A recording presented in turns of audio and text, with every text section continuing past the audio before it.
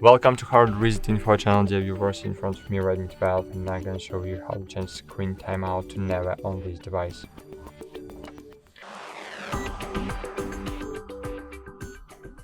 To do it, into open the Play Store.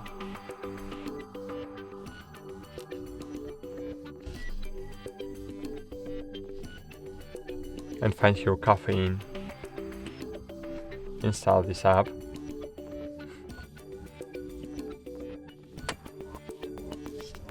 Click open.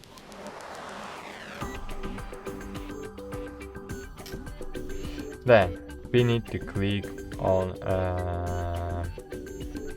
ignore battery optimization. Click on it.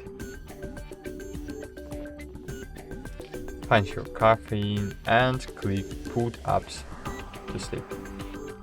Then find Caffeine again and click no restriction. Go back.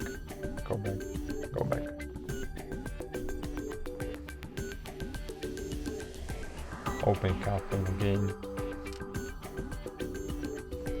Go. Then click on the square button, find your Caffeine, scroll it down or click on the Caffeine icon, maybe not the icon.